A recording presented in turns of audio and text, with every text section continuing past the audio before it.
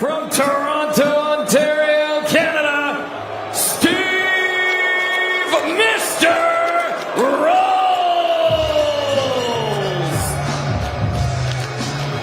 From San Juan, Puerto Rico, and representing Brooklyn and the Lower East Side, Edgar, the Chosen One.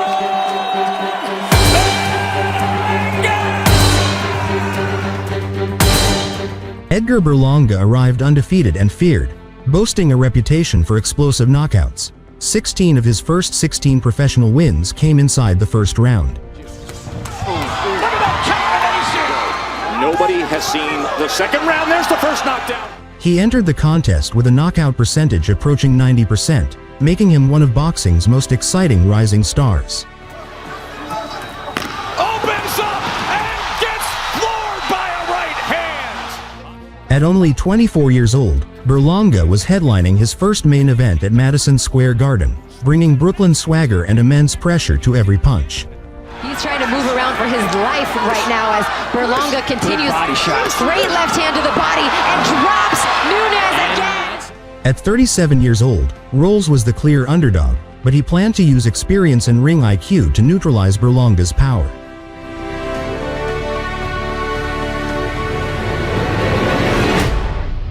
Using early in this fight, that lets you know he's getting in a rhythm, that lets you know he's thinking boxing and not power, looking for power. So he's thrown one jab thus far.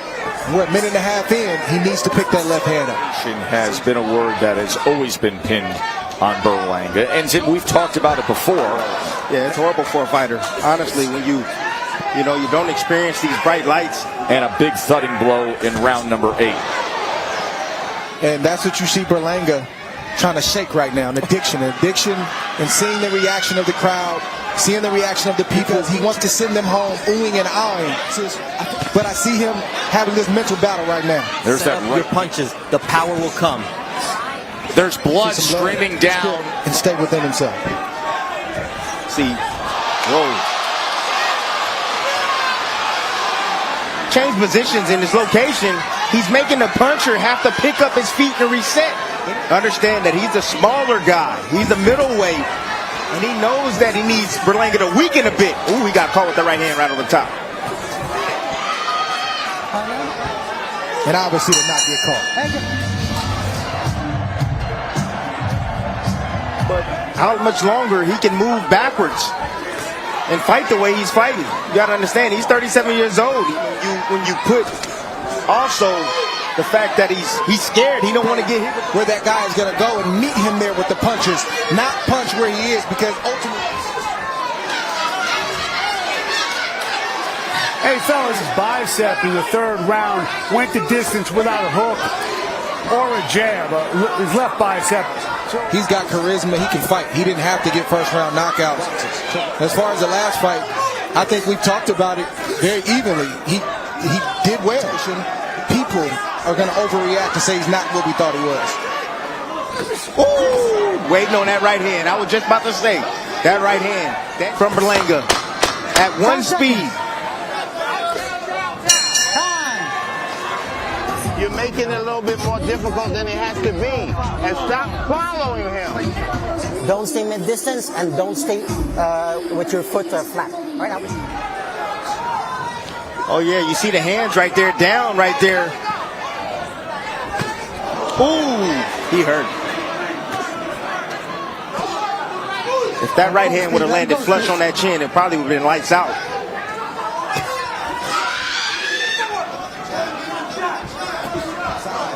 And the last two times Berlanga was able to counter. If I'm in Rolls' corner, I'm letting him know. Berlanga's trying to walk you down. He's looking for one shot. Now he's committing to it a little more as Berlanga tries to track him down. Look, you see, when I told you that I was concerned about Rozier and Kay Karoma, two highly respected voices in the sport. I'm looking for the new stuff. I don't see anything new, but just patience. I'm looking for,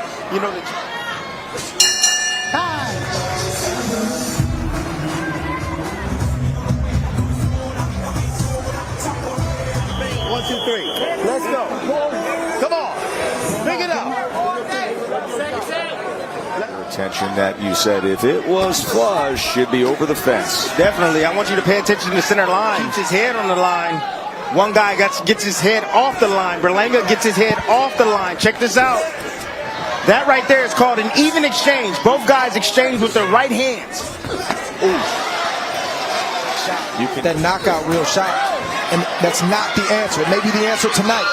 Berlanga needs to forget. I know it's hard, but try to forget that you have the power. Rolling on because he's like a diesel truck that has all the energy to keep going. Dre, you mentioned that earlier that he was waiting on it. With boxing, mixing in boxing, and trying to hide his power, becoming more. That's what he said that he's been working on. Ooh, nice right hand right there over the top. There's the right hand from Rolls. All night long. You know, old school trainer. You got K. Karoma's more of the technical guy, and then you have the power coming from Andre. Shot from this guy Berlanga on the chin, and it's lights out. Nice right hand right there to the body. Talk about voices in the corner. You have Edgar Sr. in there along with K. Karoma and Andre Rozier. Flanked on the other side, Andre Rozier. Tess, people don't realize in that corner, like, it's controlled chaos. He's trying to get your win back. You need to get the information, and then you got to go back to work. Good counter right hand. Berlanga can switch up his pace with his feet and his hands. Still may get him, still may land the big shot, but it's going to be a lot harder.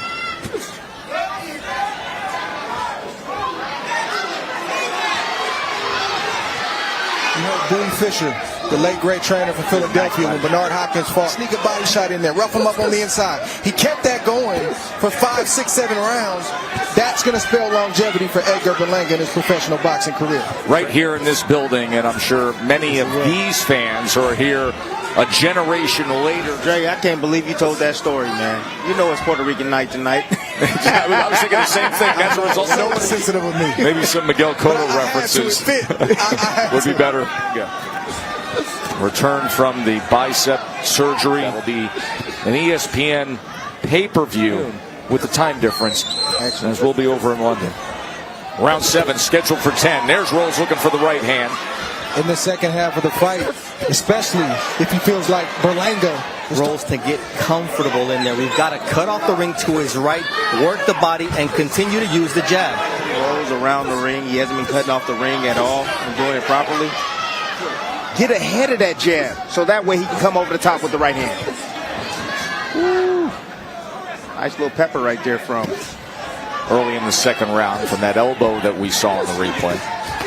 Yes, they have. Edgar right there, he changed angles right there, trying to create something different. Getting a little frustrated, trying to give a different look by switching southpaw. Steve Rose is getting more and more confident right before our eyes. Ooh. He's popping that jab off the hip. That's it. Pop, pop, pow. That's what the jab does. To work. Been able to time the rhythm of Edgar Berlanga. Completely different tone to this fight with that round. Use that jab. Keep your hands up. And when you fold on him, keep him up and work him.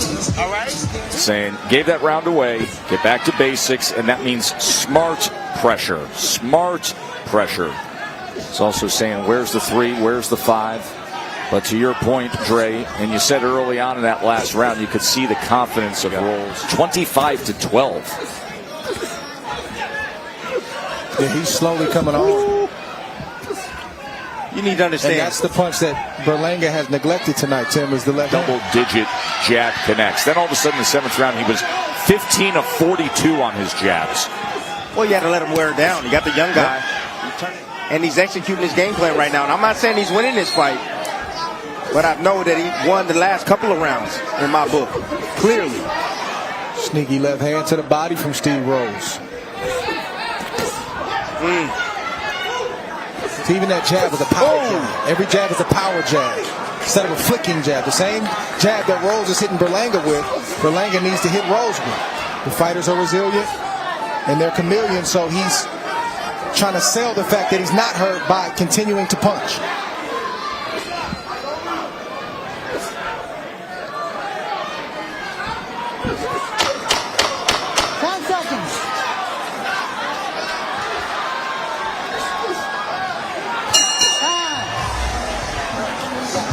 That 7th round, we see Berlanga do something he hadn't done all fight, which is go to the body just beneath the belt line.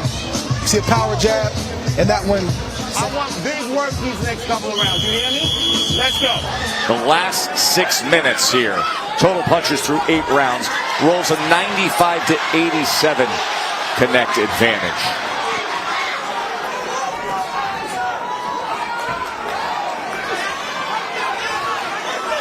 And Steve Rose, has to focus on defense and take what Berlanga gives him.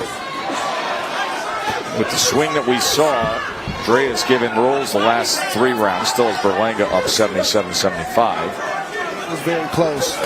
But Berlanga's just been outworked. He's allowed Steve Rose to pick and poke his way through those last 3 rounds.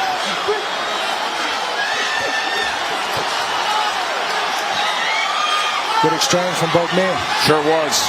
Good action here with a minute to go in round 9. Just drove down a short right hand to the top of the head of Rolls. Then he comes searching for a conventional right lead. Good shot right there from Berlanga. Nice right hand. Your legs are there. I want you to see this in real time.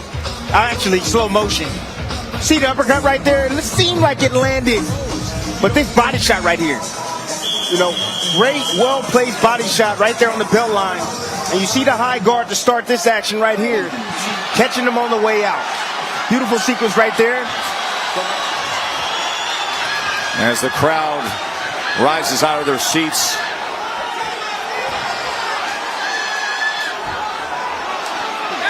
The body's a bigger target and it stays stationary. Steve Rolls did acknowledge it doesn't take much from Berlanga with his heavy hands. You know, you're drawn out a bit and you got to step it up. You know, the sacrifice that you put in this sport. That's what needs to motivate you in these moments right here.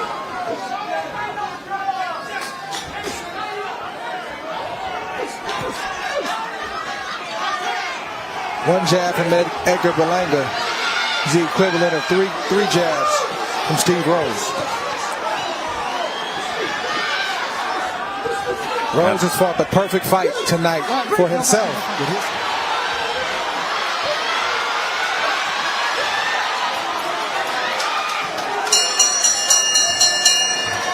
Of him moving, but you could tell that he was fighting scared. You know, every time I go and I reach in or I throw some, he's like pulling back. Yeah, I was just like looking for the big shot. You know, my corner was telling me to use a jab. My elbow was bothering me a little bit. But you know, I'm just happy we got the victory and we're moving forward. For your winner by unanimous decision, and still NABO Super Middleweight Champion,